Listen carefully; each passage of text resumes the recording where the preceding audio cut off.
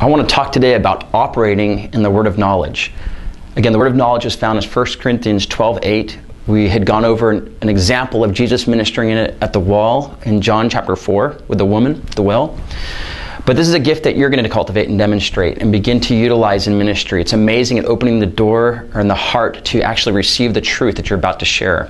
Jesus used it in his own ministry. Paul and the apostles, they used it in their ministry constantly. And it's something that is still being used today, and you can cultivate, and it can really do great things. So I'm going to give a couple examples of what it's like to operate in the word of knowledge to increase your faith so that you can step out. Remember, a critical thing to remember about the word of knowledge is it's not just knowledge. It's not like, hey, I learned something today, studying something, now here's knowledge. That's just knowledge. But it's actually supernatural knowing and understanding something that came into your mind, into your heart by the Spirit of God that there's no way you could possibly know about an individual. So that's the purity of the word of knowledge and why it's so powerful in convincing people of the truth of Christ that you're preaching. So how I usually operate in it is that I ask the Lord before a ministry time or a setting or even going out in public or even while I'm in public, is there something you want to show me about somebody that I would never know apart from you telling me, to open the door for witness? And that's a great prayer. You just pray that, and then you step into the realm of faith, and you'll begin to get an impression, a thought, maybe a vision will come to you about somebody doing something. And when you see that, you begin to kind of hold that in your heart, and you wait until to see if that kind of manifests or lines up with somebody that you run into. At that point, you can minister the word of knowledge. You don't have to say in a sense of, hey, God's told me this, I know it's true, but you minister it in a way of like, I believe this might be happening in your life. Is that true?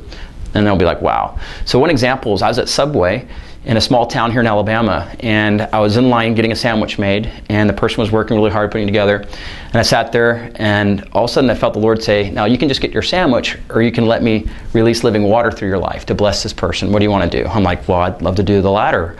Lord, what do I do? And so I knew he was inviting me just to begin praying for that person and seek him for a word of knowledge. So I said, Lord, is there something you want me to tell him? What do you want me to say? And then I heard the Spirit say, tell him that his mom is really proud of him. So I was testing the fact that seems like a no-brainer. Like, who doesn't know that? But again, that's what I heard. And faith takes an element of risk. You got to step out with that.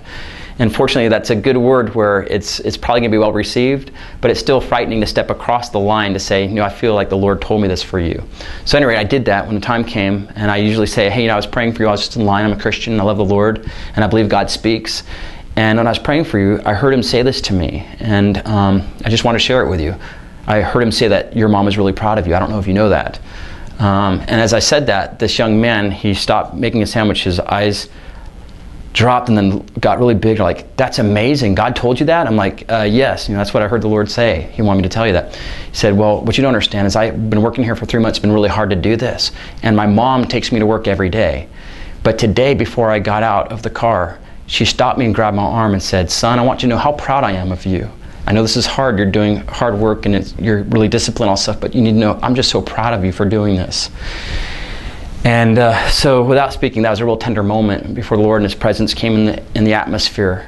And he understood by that, God's he's doing the right thing with his life. And I went on to prophesy over him from that point, saying there's probably some things that you could have chosen, some other routes you could have done with your life, but you're making a great choice in working with your hands and being a contributor to society, all these different things, and God's blessing that. And God wants you to know that he even saw that moment, and that what your mom said really is how he feels too about you. So that's one operation of the gift of word of knowledge. So I pray that you'll take this, be ready. When you're in public, even in ministry opportunities, ask God for that. Step out in faith, take a risk. But if it's on, which usually it is, God is really good about that, then you watch how it opens a door and ministry can flow right on the heels of that in a very powerful way. So God bless.